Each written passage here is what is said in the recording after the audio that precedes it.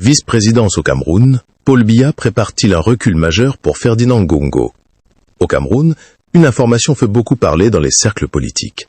La possible nomination prochaine d'un vice-président accompagné d'une réforme profonde du secrétariat général de la présidence de la République. Selon des révélations relayées par Cameroun Web et attribuées au lanceur d'alerte Boris Berthold, certaines compétences actuellement détenues par le secrétaire général de la présidence pourraient être transférées au futur vice-président. Si cette hypothèse se confirme, elle pourrait bouleverser l'équilibre du pouvoir au sommet de l'État et réduire considérablement l'influence de Ferdinand Ngongo. Mais attention, à ce stade, aucune annonce officielle de la présidence de la République ne confirme cette réforme. Alors, simple rumeur politique, stratégie de succession ou véritable réorganisation du pouvoir autour de Paul Biya? Depuis décembre 2011, Ferdinand Ngongo occupe le poste stratégique de ministre d'État, secrétaire général de la présidence de la République. Dans le fonctionnement institutionnel camerounais, le secrétariat général de la présidence est un centre majeur de décision. Il assure le suivi des instructions présidentielles, prépare certains dossiers importants, coordonne des décisions administratives et joue un rôle déterminant dans la transmission des orientations du chef de l'État. Cette position a fait de Ferdinand Ngongo l'une des personnalités les plus influentes du système politique camerounais.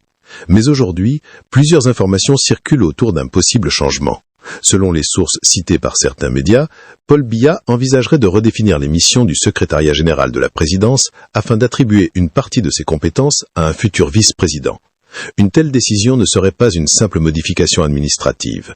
Elle représenterait un changement majeur dans la structure du pouvoir au Cameroun. Pourquoi cette réforme serait-elle importante? Parce qu'un vice-président doté de compétences réelles pourrait devenir un acteur central dans la gestion quotidienne de l'État. Il pourrait servir de relais politique, institutionnel et administratif entre le président de la République, le gouvernement et les grandes administrations.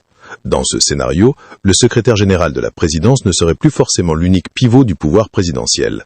C'est ici que la situation de Ferdinand Ngongo devient particulièrement sensible.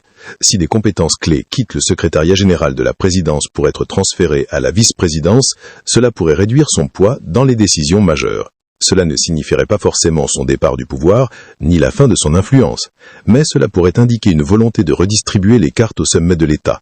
Depuis plusieurs années, le Cameroun vit au rythme des interrogations sur l'après-Paul Biya. Qui contrôlera la transition? Qui aura la confiance du président? Qui pourra influencer les grandes décisions politiques et administratives? Dans ce contexte, chaque réforme institutionnelle est analysée comme un signal. Chaque nomination devient stratégique. Chaque déplacement de compétences peut modifier les rapports de force. La création ou le renforcement d'un poste de vice-président pourra répondre à plusieurs objectifs. Premièrement, organiser davantage la continuité de l'État. Deuxièmement, créer une nouvelle chaîne de commandement au sommet du pouvoir. Troisièmement, éviter qu'un seul centre administratif ne concentre trop de responsabilités. Quatrièmement, permettre au président de garder la maîtrise de l'équilibre entre les différents clans et courants du régime. Cependant, il faut rester prudent. Dans les régimes fortement centralisés, les textes ne disent pas toujours tout. Le véritable pouvoir dépend souvent de la confiance présidentielle, des réseaux administratifs, de l'accès aux dossiers sensibles et de la capacité à faire appliquer les décisions. Même si un vice-président reçoit de nouvelles attributions, tout dépendra de l'homme ou de la femme qui sera nommé, de ses moyens réels et de sa proximité avec Paul Biya. Cette affaire pose donc une question essentielle.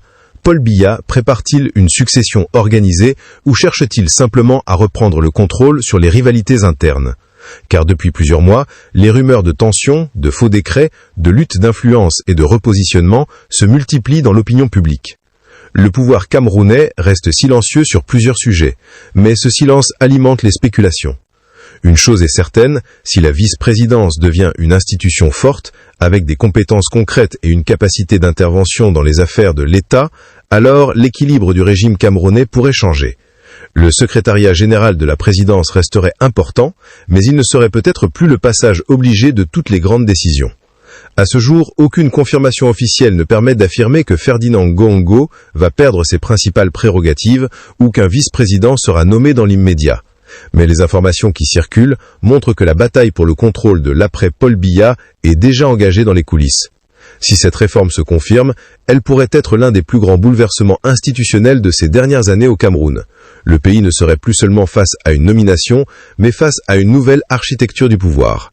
Restez abonnés à Le Continent TV pour suivre, avec rigueur et sans complaisance, les grandes manœuvres politiques qui façonnent l'avenir du Cameroun.